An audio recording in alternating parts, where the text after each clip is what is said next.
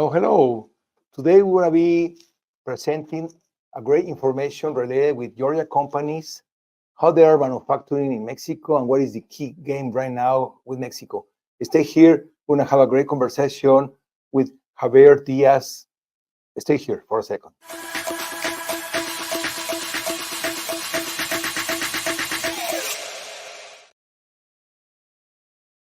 Hello, hello, Javier. How are you doing? Hey, hi, good morning.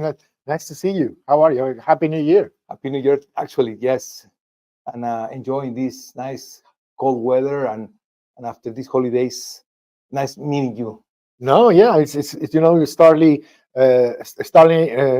starting back again activities after the holiday break. But it's great to start the year talking about trade, talking about our economic relationship, and having you, Joe, here at the Mexican consulate.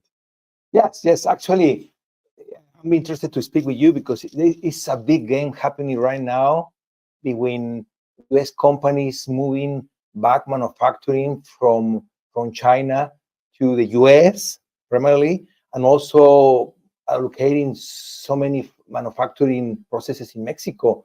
And actually, I have a key information that we're going to be talking about with your expertise, with your connections, and with my information. It's going to be a great time sharing all this information here.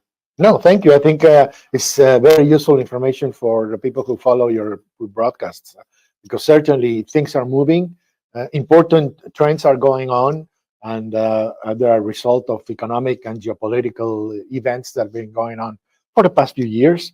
And anyone thinking about prospective investment or where their company is going needs to understand what are the main trends around the world. And I think you are pointing in the right direction.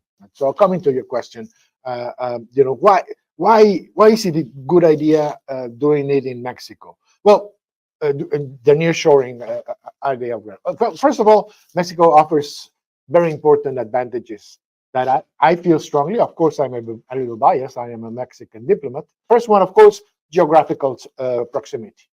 We are neighbors of the United States. So that has a tremendous impact on the supply chain and the logistical foundations that have been developed between the United States and Mexico. It has been developed, of course, under the former NAFTA partnership. Now it's the USMCA. So the logistical and the supply chains that are there that are highly successful brings Mexico in a very strategic position, basically because of its geographic proximity. The very fact that we have a free trade agreement with the United States, that is an updated agreement, as we all know, but Mexico has had this very privileged relationship with the U.S. market for over 30 years. Establishes also a very strategic advantage, because products and manufacturing that is done in Mexico benefits for free access and privileged access to the U.S. market that only Canada, our all good friends from Canada, also have around the world, taking advantage of this. So there's this strategic positioning, and there is also our free trade agreements, but there is also the Mexican workforce. Mexico has a very dynamic, highly qualified, and cost-effective manufacturing position that allows all of this to happen.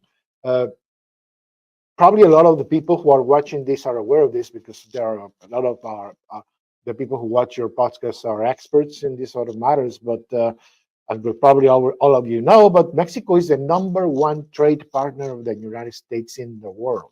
Yeah, #1 in the world. And this is because of all the reasons I just mentioned. So it just I have a big reason also, besides those that are important. Well, flying from the U.S. to China and coming back, it takes almost 15, 20 hours or 30 hours, the round trip of hours, and also about jet lag. In Mexico, you can fly and be in a couple hours there. Even get a couple of Coronas and drink Mexican beer there. And you can do it. We could do it today. I mean, we're still in Atlanta right now. We're recording here in Atlanta. we're not going to do it, but logistically it could be done. Why not? We could go from at the moment we finish this, Yeah. we go to Atlanta Airport, and we could be in Mexico City in a flight is about 3.5 hours. Wow. So we could be in Mexico City today, this evening, having a Corona. So would you like to have a dinner with me this evening in Mexico? Just kidding. Well, I would love to. Mexico City, I'm a little biased there too. It's not only one of the largest cities in the world, it's one of the most sophisticated cities in the world. And there's no end to the cuisine and the food scene in Mexico City. So that's a little Mexico City. of the topic of our conversation, but I always like to talk about it's that. part of the reasons to do business in Mexico. Oh, yeah, of course. Yeah, everybody goes to Mexico City is impacted by the kind of place Beautiful it is. city. Yeah. But also we have Monterrey, we have Tijuana, we have Guadalajara, big manufacturing, nearshoring. Correct. And there are some growing new players in the scene, places like Querétaro, places like Guanajuato. Aerospace, yes. In aerospace, for example, Querétaro is becoming a significant hub. And they're all important places where a lot of investment and a lot of innovation is happening, but they're also beautiful cities with tremendous local culture and local cuisine. And also beautiful women. I don't know, I'm single, that's why I'm sorry, just there are beautiful ladies in Mexico. Yeah, great food, great city. I am very much married, but I have no problem saying that Mexican women are beautiful. And of course, I'm a little biased there too. But yeah. Okay. So, Javier, I have an idea. I create a little information. We can be reading and speaking and making comments about it. Yeah. A little research about Georgia companies doing business in Mexico and big business. And let's start with Georgia. Why Georgia? Because you are based in Georgia, we're based in Georgia, but this applies to all the American companies, not only Mexico.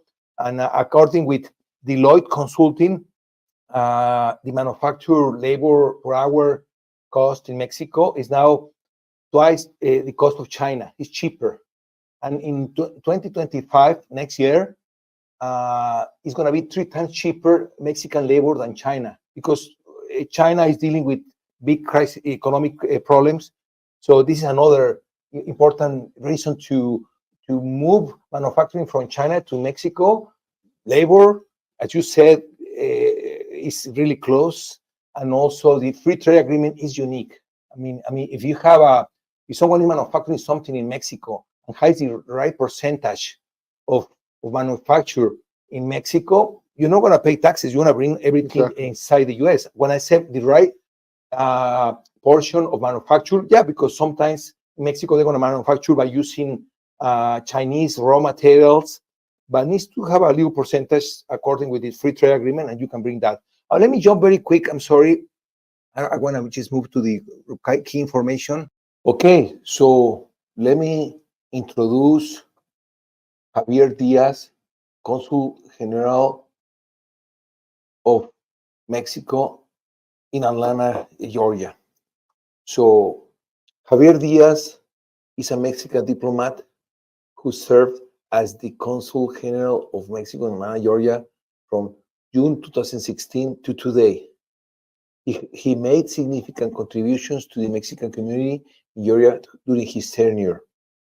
Here are 3 of his remarkable achievements: promoting Mexican culture, strengthening economic ties, advocating for immigrant rights. So I'm going to give my personal testimony. I attended last year the Day of the Dead, it was located at the cemetery of Atlanta City, the main cemetery, the Oakland Cemetery. It was a fantastic celebration. There were at least 2,000 people or more. And this was basically the melting pot. It was a mix of Mexicans, non-Mexicans, Latinos in general, and also non-Latinos. It was impressive. So if you see this picture, she was walking by, and I asked her to take a picture because I really like the way how she was dressed as Katrina.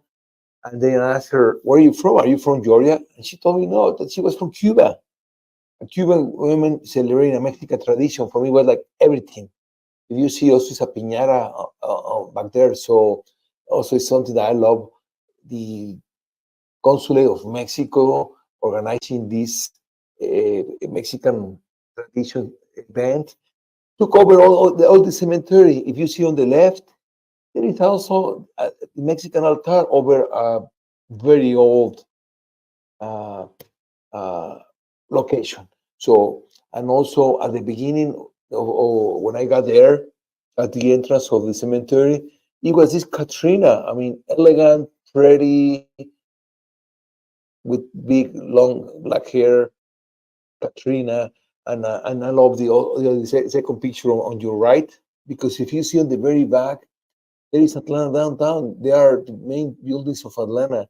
So, and also, if you see the people around this picture, many people like celebrating.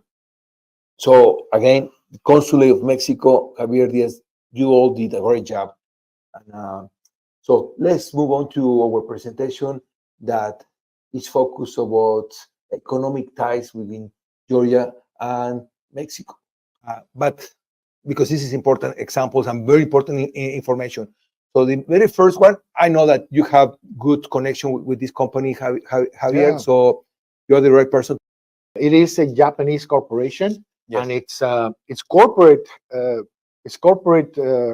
headquarters for the Americas is located here in Atlanta. Nice. And we have had a very good relationship with them throughout the years, Nice. because we have met we have met with their leadership, with the president of YKK America here in Atlanta several times, in events or cocktails related to trade. Nice. Around here. And from their office here in Atlanta, they supervise manufacturing operations that YKK has in Latin America. And one of the most important ones is in the city of Irapuato, Mexico. Also to the US, and they're investing in the US. Exactly. Keep Which is a very important thing manufacturing. to say, Joe. Sometimes people, I think, maybe, because a little bit of misinformation and all that that's going on, think about trade as a zero-sum game, as a zero-sum equation. What does that mean? It's not who wins and who loses. That Yeah. if an investment happens in Mexico, that does not mean a net loss Yes. for the United States. Because most corporations like YKK, what they do is they do strategic investment. So they have this plant in Mexico, they have plants in Central America, they have plants also, other plants in the Caribbean, and part of their manufacturing is segmented. Part of the manufacturing happens in Mexico, in Irapuato, Mexico, but other part of their manufacturing happens here, and they complement each other. It's just a strategic decision made by corporate companies like this one in terms of deciding which part of their manufacturing process is more efficient where. And certain parts are more efficient in Mexico, and certain parts are more efficient here in the United States. We're not competing with each I other. agree. Actually, we are partners. US, Mexico, and Canada, we're partners. Our free trade agreement makes us unique partners, because now the globalization as economy reality is done, it's over. And this was said by many economies in the planet. So now the economies in the planet is going to be by blocks. Europe is having been a block since many years ago. Now the strategic block is US, Mexico, and Canada, and we're partners, and we need to work together. Exactly. And I agree with you. We don't want to take all the manufacturing back from China in Mexico, because we're partners. We want to co-manufacture the US together with Mexico. Exactly. Just like we never wanted, and we will never want to take the manufacturing from the US to Mexico. Yes. Which is something that you still hear a lot of. People who refer to NAFTA, the original NAFTA, to not the USMCA, as something that drove manufacturing out of the United States, or caused it caused a loss of jobs in the United States. It's not about that. It was never about that. It is about creating more efficient ways of manufacturing. Manufacturing still happens in the US and will never cease to happen in the United States. It's just how it can be more efficient having part of that manufacturing in other countries, in this case Mexico, and part of the manufacturing here in the United States. So with the updated free trade agreement that during Donald Trump, it was the update. I was reading that the both economies, the U.S. and Mexico, got affected with people getting out of jobs. So it's not only the U.S., also is Mexico. And let's be honest, we need to be as efficient as China. It's basically we're competing. We need to be, of course, like aggressive competing. And I know some people, they're gonna need to reinvent themselves, but it's part of the global economy. It is part of the global economy. So what happens basically, and all people here, of course, related to their personal experience or the experience of someone close to them, they might have an anecdote or a story about certain plant that closed and it moved away, etc. So yeah, several industries here in the United States had to readapt. But also you say it very well, Joe. That happened very much in Mexico too. So it doesn't really, it's not zero sum. It's not one winner, one loser. A winner does not create a loser. We're all winners. Correct. Correct. So certain industries blossom in Mexico. Certain industries and certain innovation areas blossom here in the United States, and we work together. Let me give you a clear example about this. The Kodak, the camera company, it was based in Guadalajara, Mexico, big manufacturing facility. Mm-hmm. What happened? They closed. Yeah, and the technology more changed. Than 1,000, 2,000 people, they lost jobs. Yeah. From the C levels to manufacturing. So it's not about Mexico, it's the global economy is changing. I'm going to move to the next slide so we can move a little faster to cover other information. So this is something that, have you used this green egg before? I don't have one, but I've been invited to cookouts and barbecues at some friends who have it. It's amazing. The story behind this is my personal history that I hear with friends, is that the technology was created in Japan.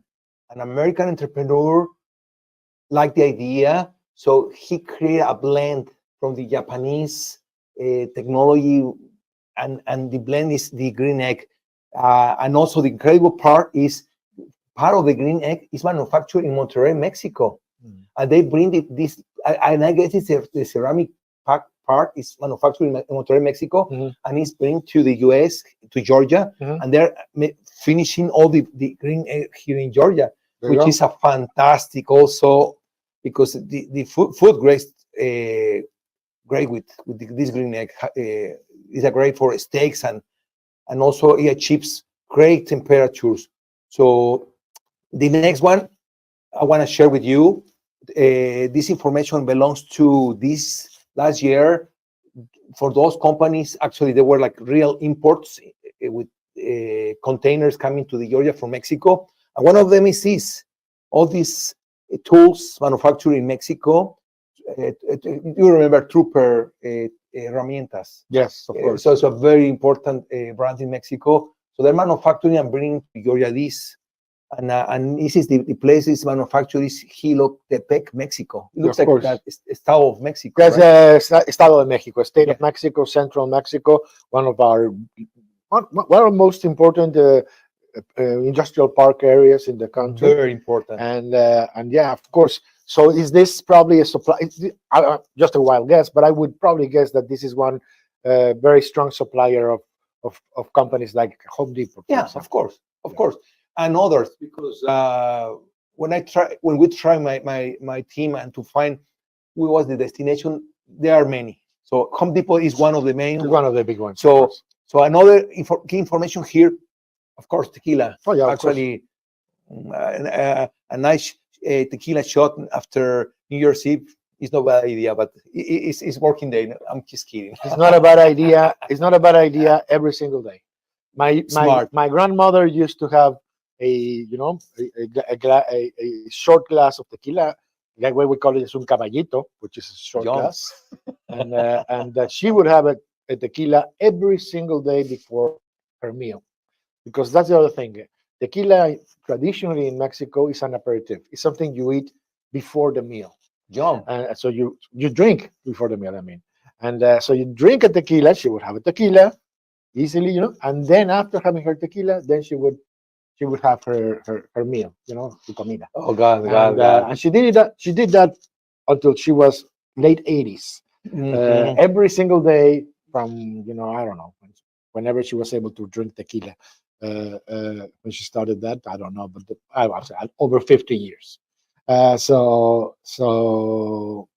that's the way to do it. Yeah. And It's also possibly, as a but Mexican, it's a beautiful drink. we are very proud of the cultural identity and the history behind the tequila. Yeah. And that's And I why think- families we drink in Mexico.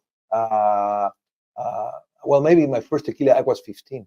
I was living in Mexico back Well, then. I mean, tequila has gone so far, not only in Mexico but of course all around the world. It's become a global Yes, drink. yes, yes, And yes. and we are very proud of it. And we're also very proud to see that it has gained the recognition and the respect it deserves. For many years, tequila was undervalued, and for many years, a lot of people, particularly here in the United States, had very wrong ideas about what is the proper way of drinking a tequila. And they're doing this, drinking it in a single shot and things like that. That of course teenagers will do. That's fine. Yeah. But that doesn't mean that it's the proper way to drink a sophisticated drink like tequila is. A good tequila is something to sip. It's something to appreciate. It's something to understand. And I think more and more I see it with a lot of pride. More and more Americans are understanding and learning what the real way, what tequila is, and how Correct. it needs to be appreciated. That's a very great product. Actually, this product is manufactured by brands like Jose Cuervo, and also I was reading that it's also manufactured with different brands. So it's a big opportunity. And many also. of these brands, Joe, we all know this well, are many of them are traditional Mexican brands like Cuervo, like Herradura, like Sausa. But many of them, and most of them, some have foreign investment, and they are owned by corporations, by global corporations. Correct. Some of them are Japanese global corporations. Correct. Some of them are American corporations. That's correct.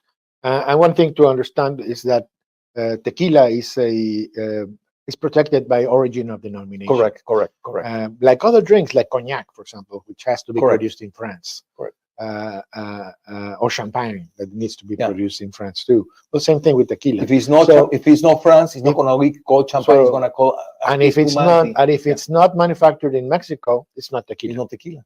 Correct. You can call it any way you want, Yes. but if it's not manufactured in some very specific places in Mexico, the hotbed is Jalisco, Mexico, but not only Jalisco.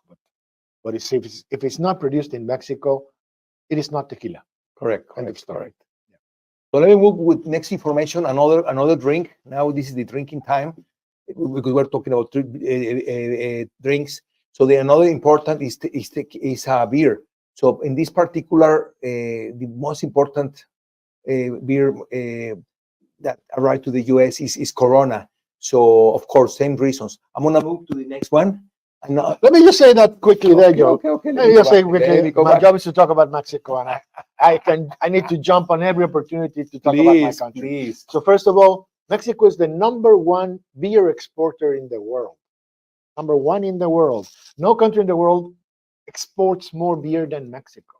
And you think about that, I mean, it's mind-boggling because, I mean, there are countries in the world that are famous for their beer, you know, Germany or Mexico is the #1 beer exporter in the world. Right. Second point, which is also very important, you probably saw this on the news this year, I mean, last year in 2023, but at one point in 2023, there were some headlines that were very, very important because for the first time ever, the #1 beer in the United States was not an American beer.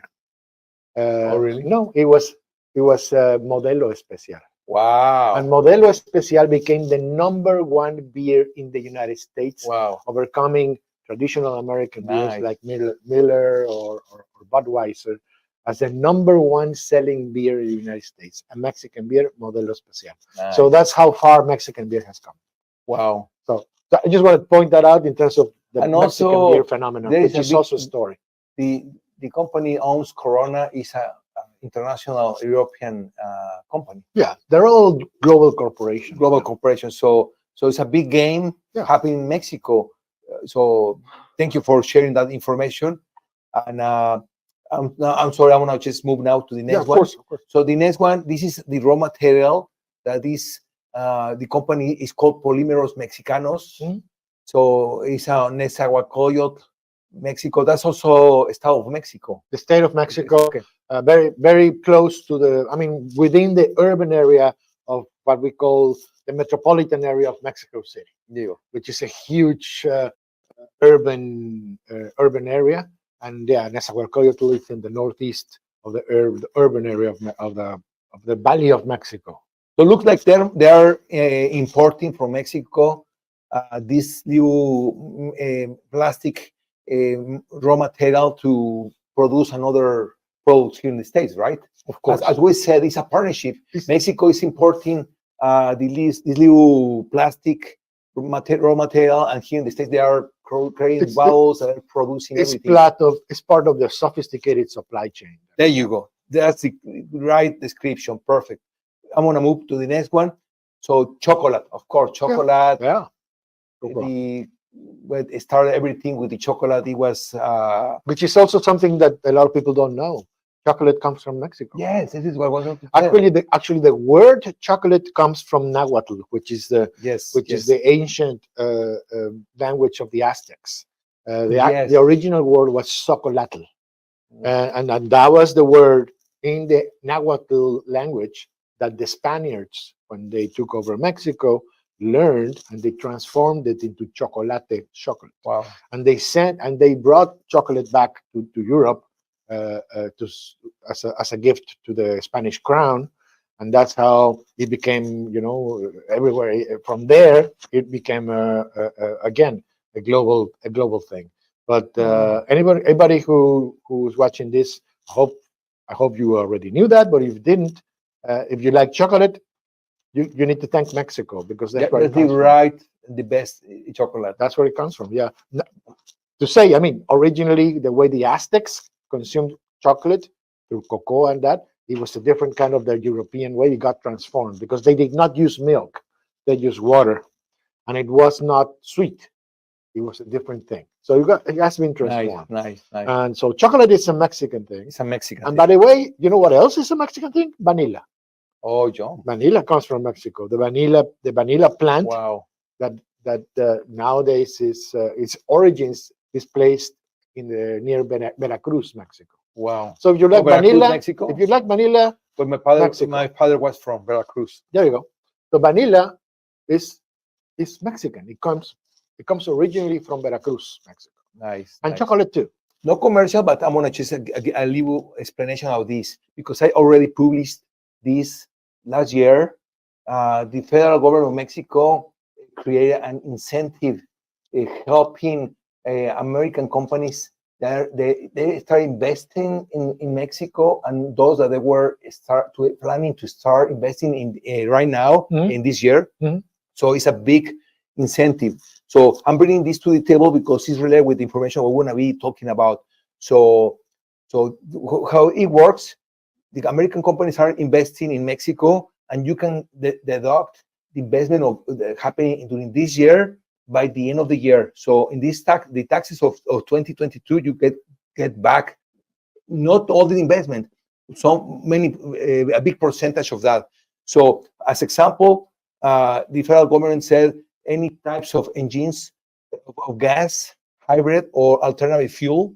So if you are investing in Mexico to manufacture engines such as a Tesla company or the many, they're already there in Mexico, General Motors, Ford, and they want to invest more to build a larger facilities manufacturing engines. So this is the plan. You can deduct 80% of the investment in 2024 and get back and your taxes on 2024 of the investment that you have done. So this is going to finish by the end of this year. So I hope you're still on time to invest, or you already did it. So this is a very good incentive. So the federal government, what it's trying to do is a one investment flow and trust and keep going to Mexico.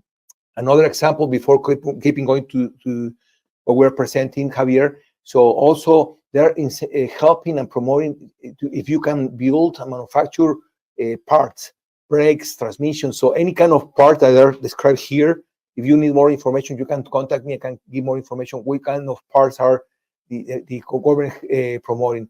So let's go back with our conversation, Javier. And now let's talk about the automobile industry. That's why I bring this to the table, because there's big happening right now. Isn't the momentum in Mexico with the, well, since many years ago. Yeah. Because Chevrolet Ford arrived 1935 in Mexico. So Volkswagen. So it's a big history. So the first information I'm going to start, so I'm going to let you talk, because you maybe know even more than me, Nissan Mexico.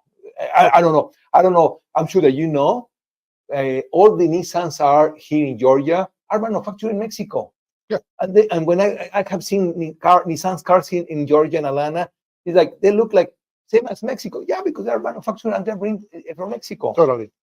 So these are Asian corporations, for example, that are building North American cars. That's the new world. That's the world we're living now. I like the way how you call North America cars. Oh yeah.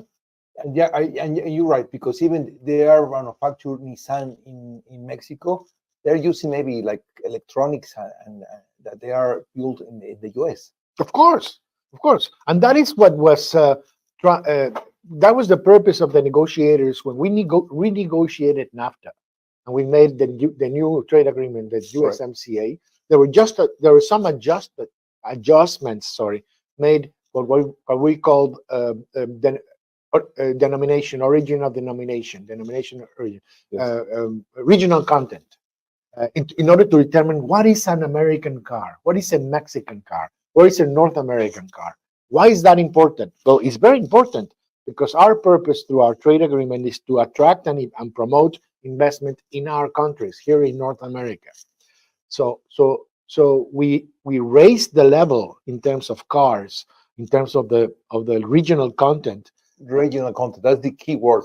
And now I'm gonna stop there. Yeah, go ahead. Stop the regional content, because now is a big money investing from China in Mexico to manufacture cars. Of course, because they want first target the Mexican market, but primarily they want to target the American market. But it's not as easy as just opening a manufacturing plant in Mexico, because they need to have the regional content. They need to. So if they want to hit the U.S. market by manufacturing Chinese cars, Chinese brands in Mexico, they have the right percentage, as is already on the free trade agreement, of regional content, such as whatever, like all the parts that go into a car, even like human labor. Yeah. Okay. So it's all connected. It's all calculated, and it's a very complex equation, but it's all there. Very important. And under our new trade agreement, the USMCA, if I remember right, the new regional content for car manufacturing in North America is at least 65%. Okay. Which means, for example, in the example you were giving, the Chinese car manufacturing corporation that wants to produce in Mexico, and that is happening. It's happening, and they're moving to Mexico because they're shifting the product, the manufacturing to Mexico. But their purpose is to end up, of course, producing these cars for the American market. If they want to do that and benefit from the trade agreement, at least 65% of the car that they manufacture has to have North American content, whether it's Canadian, American, or Mexican content into that. 65%. So it needs to be a North American car, produced maybe by an Asian corporation like a Chinese company, or Nissan, or Kia, or Hyundai, but produced mostly here in North America, benefiting our countries in North America. I'm gonna move to the next slide because it's also related with the Yep. same exact There you go. car industry, and this is a very important example that this is located in Rome, Georgia. Mhm. F&P Georgia is called the company, and they are manufacturing and they offer tier one Mhm. car suspension parts. For those there, they don't know what is a tier one. Tier one means that it's a part manufactured by not the car company as such as General Motors, but it's a external vendor that is manufacturing with such quality and certified by General Motors that the quality is the same as the original company. Mhm. So this is a vendor is here in Georgia and is co-manufacturing in Querétaro and Irapuato, Mexico, these suspensions parts. And this is a little example of what they're producing. Yeah. Another example. That's the sort of thing that happens all the time, Joe, because when this very sophisticated car manufacturing hub started happening in North America, and all these companies started opening manufacturing plants in Mexico, global companies like the ones we already mentioned, all of them need suppliers.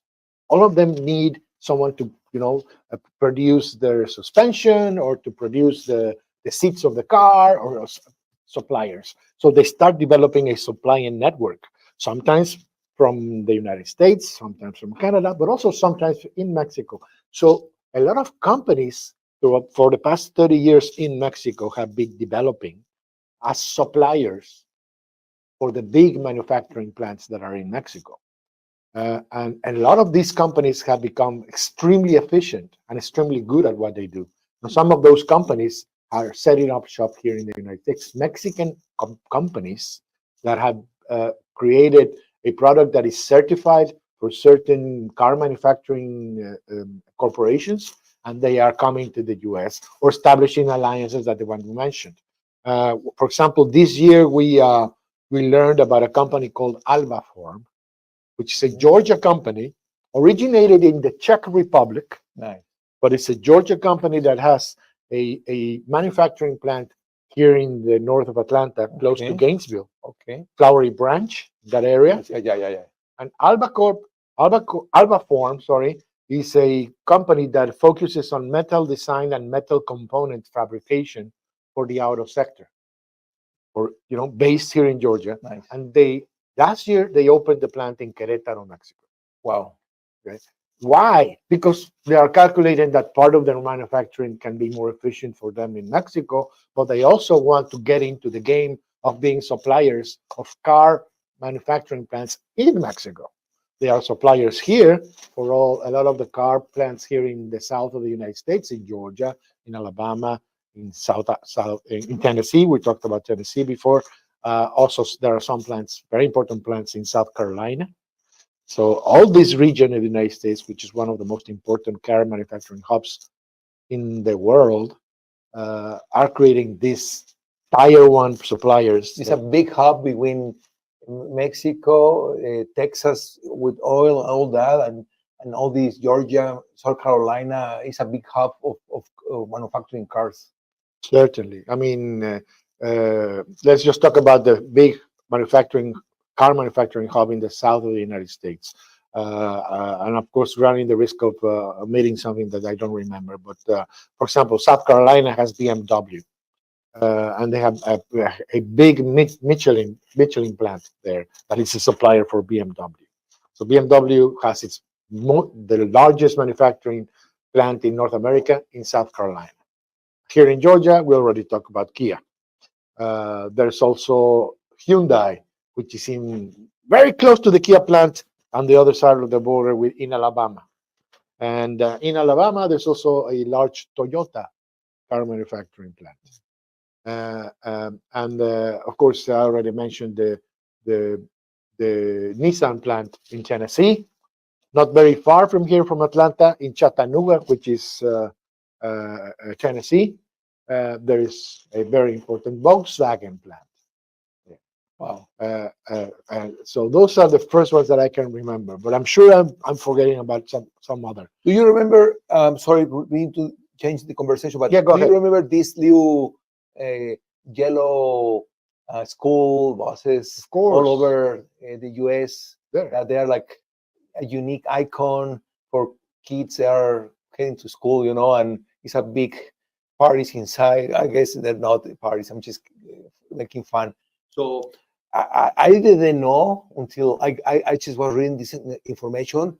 This not the complete bus, just because the engine is provided here by international trailer company, but all the other part of the bus, it was manufactured in Monterrey, Mexico, and they stopped manufacturing this back then in 2000. I just wanted to bring to the table to make everyone aware that it's not resort is nothing new in Mexico. We have been manufacturing computers in Mexico since I was a kid.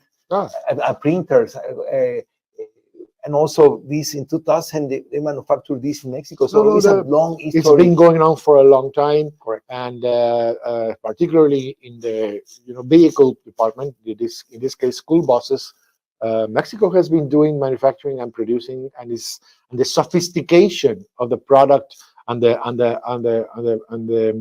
supply chain and the processing of car manufacturing in Mexico has also evolved dramatically. Mexico has developed a very competitive workforce that is very specialized and highly valued by all of these manufacturing car manufacturing companies, and also they are proficient and they are also highly trained in innovative processes. For example, when you think about the car industry and you think about the future, which is the next step? Everybody knows that, and Georgia knows that very well, and the governor knows that very well. The next step is electric vehicles. Well, everybody knows that, and so, for example, Georgia is moving for the. If you're gonna move into the electric vehicle future, you need the logistical part, you need all that, but you also need the workforce that is trained, that will know how to engage in Correct. that. And as everybody knows, Mexico is getting into there because all the plants we're getting there, yeah. And the spectacular announcement made last year about the coming plant in Monterrey for electric vehicles. Nice. It made headlines all over the world. So Mexico is already positioned to be one of the next powerhouses in terms of the next generation of car. So actually, I created already, and I published this. Is Tesla, and I published already a month ago the full description of Tesla investing in Mexico. Yeah. And I made a very good comparison what it will require to. I presented two scenarios: bringing Tesla tires from China, of getting the same tires from Mexico, and I compare with the footprint impact of bringing tires from China to or from Mexico, and yes, and no, these corporations will make assessments, and they will make a strategic decision in terms of where are they gonna get the supplies they need in order to make their operation work.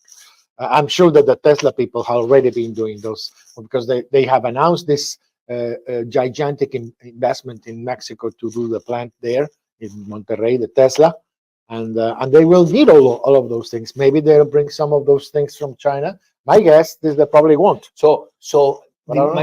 I recommend you to watch this specific presentation.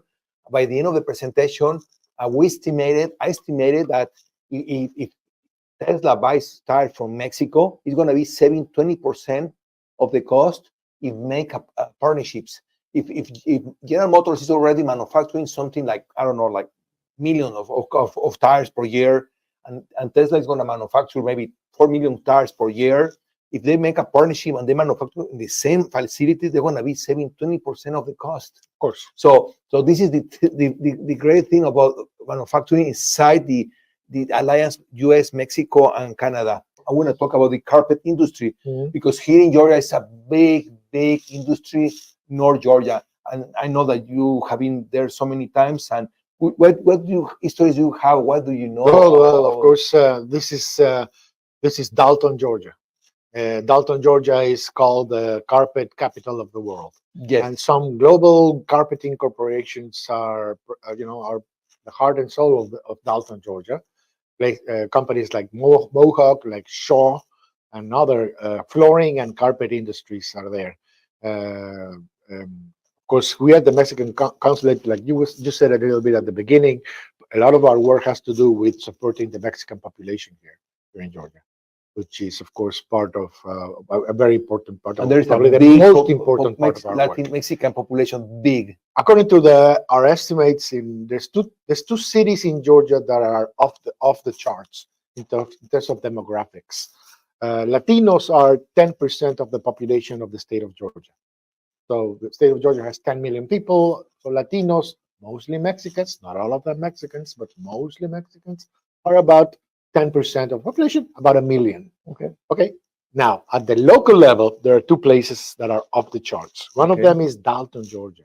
In Dalton, Georgia, over 50% of the population of the city is Mexican, and they are there because they are the blood and soul of the carpeting industry. Carpeting industry that supports the city, lives and exists thanks to thousands of Mexican workers who work in those plants. The same thing happens in Gainesville, Georgia, which is the poultry capital of the world. And big. And those poultry plants in Gainesville, Georgia, exist and live thanks to Mexican workers. And more than 50% of the population of Gainesville, Georgia, is Mexican. Yes. So I have to say that when I think about the carpet industry, because it's a very successful industry. It's a very, I think it's a very deserved source of pride for Georgia, but also it's a deserved source of pride for Mexicans because they are the workers who are there. And this industry, besides the Mexican workers who work at the plants in Dalton, this industry also relies on Mexico for supplies.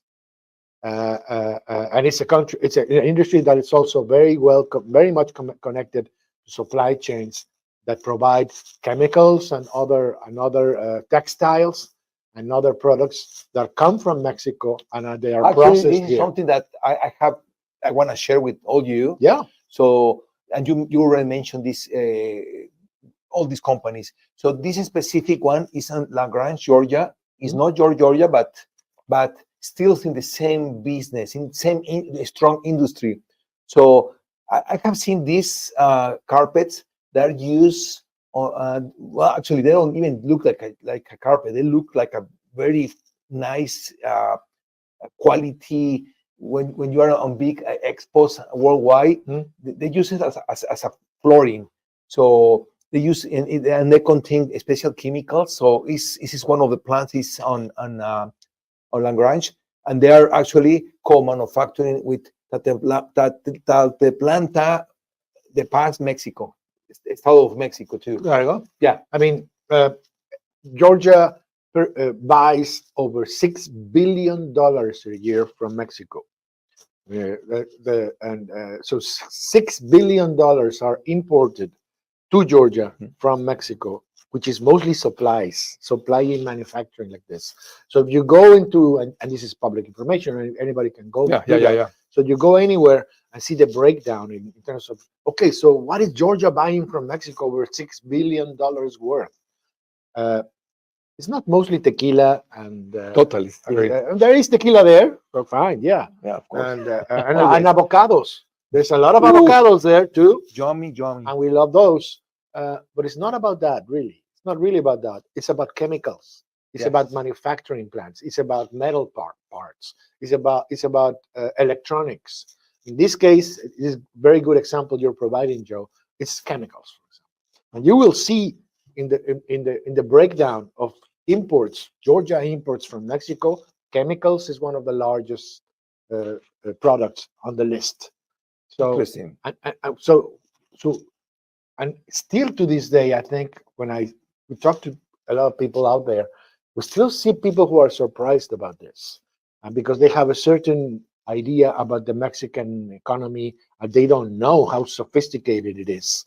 and how sophisticated in manufacturing powerhouse we have become as a main supplier of products like this.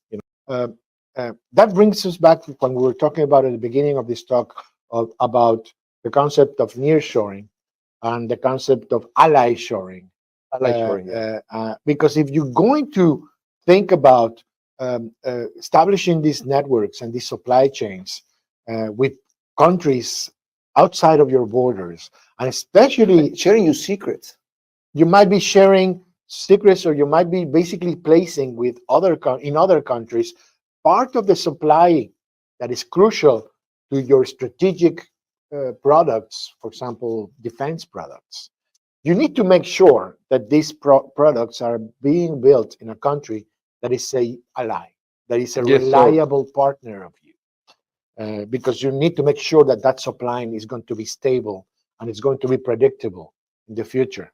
You don't want that supply coming from other country that is becoming an adversary, that is becoming a geopolitical opponent of your country.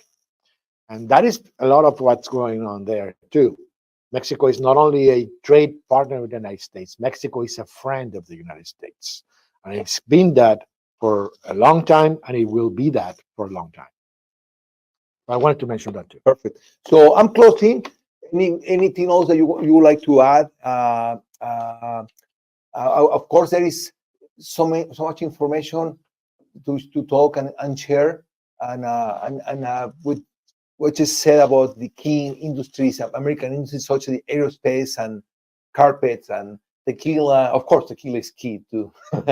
So we have been covering everything, all industries, but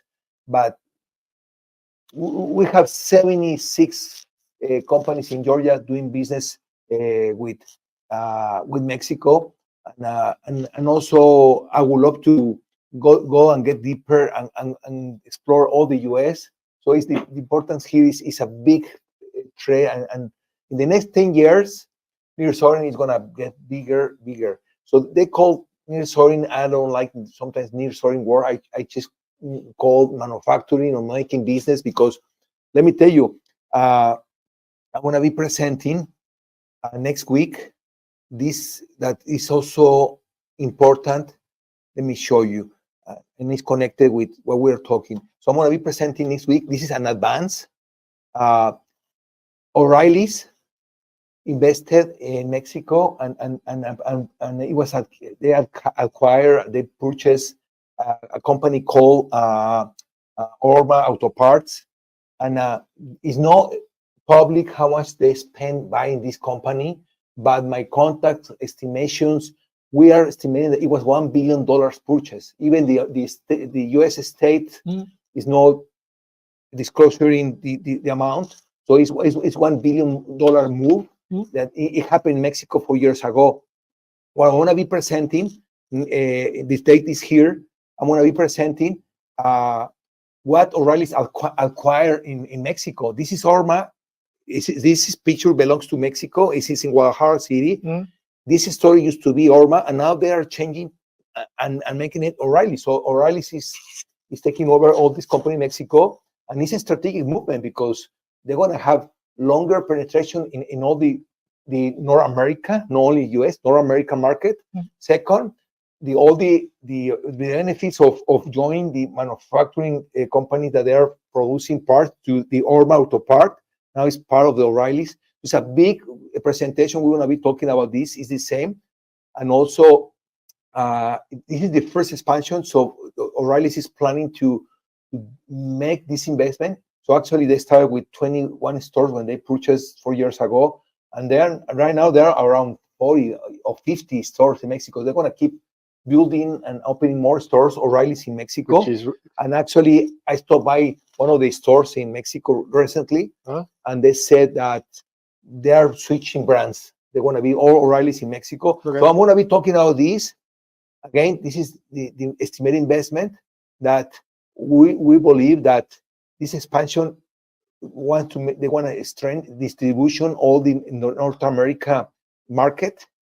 Of course, getting this much of business, the purchase power is going to be super strong, buying raw materials, all that. and it's very meaningful. So, and also all the strategic alliances they're going to be, such as sharing brands, such as the Cartec is the Orma Mexica company brand. O'Reilly's is going to bring products to Mexico. It's a big business case I'm going to be presenting. This is very interesting. It's very interesting because this is nearshoring.